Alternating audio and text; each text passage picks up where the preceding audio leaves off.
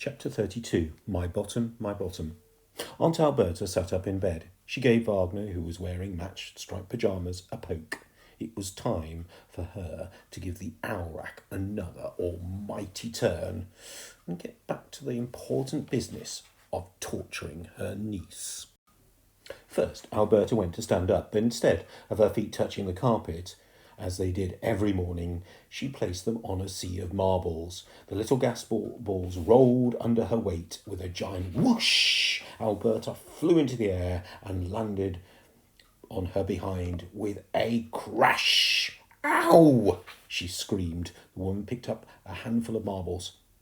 How the blazes did these get here?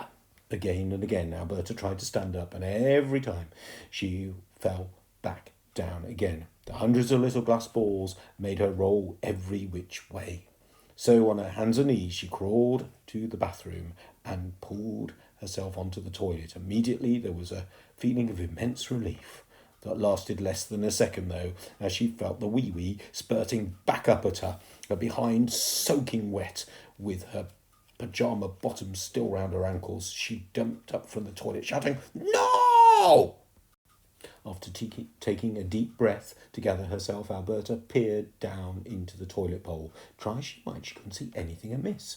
The piece of glass the pair had put there was perfectly positioned on top of the water, so not to arouse the slightest suspicion.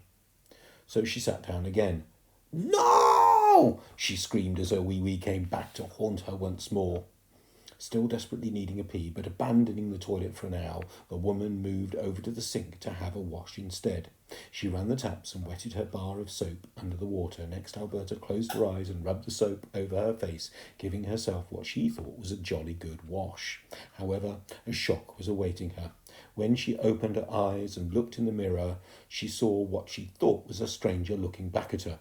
In fact, it was her own face, but painted completely black. "No!" she cried in horror. Try she might to wash it off by using more of the soap, it just became worse and worse. Now her hands and necks were completely black too. Alberta put a tip of the soap into her mouth to taste it. "Oh, it's boot polish." In the mirror, she inspected her now black tongue. Desperate to brush it clean, she reached out for her toothbrush and toothpaste. Alberta squeezed what she assumed was nothing more than her favourite minty, fresh toothpaste onto her brush. Now, of course, she was becoming suspicious.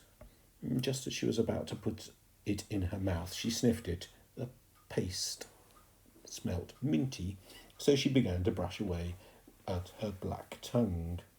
But as soon as she began brushing, the bubble bath certain Stella had mixed in with the paste began to foam. Huge soapy bubbles started foaming out of her mouth. The more furiously she brushed, the bigger the bubbles, and soon the bathroom was filled with them. "That is devilment of work here," she hollered. Upstairs in the attic, Stella and Soot listened to each new yelp from the woman. Every one of them made them laugh more and more. Back in her bedroom, Alberta threw a blanket over the marbles so she could walk to the chest of drawers. Determined to get to the bottom of this, she rushed to get dressed. First, she slipped on a pair of her massive knickers as big as a child's tent, and as soon as she had them on, she noticed a peculiar tingling sensation. The tingling became worse and worse until it felt like her bottom was on fire. "My bottom! My bottom!" she howled as she began leaping up and down, moving wildly around the bedroom. It was as if she was doing some ludicrous new dance routine, all of her own invention. Wagner now sat up in bed and watched the display. The owl had seen his mistress do some bizarre things in his time, but this was off the scale. The ants in the pants were working like magic. The woman jerked and juddered her way over to her armchair. She reached for her pipe. Her tobacco never failed to make everything seem better for her. Aunt Alberta placed the pipe in her mouth before guiding a lit match to the tobacco chamber, except there wasn't any tobacco in there. It was gunpowder. Kaboom!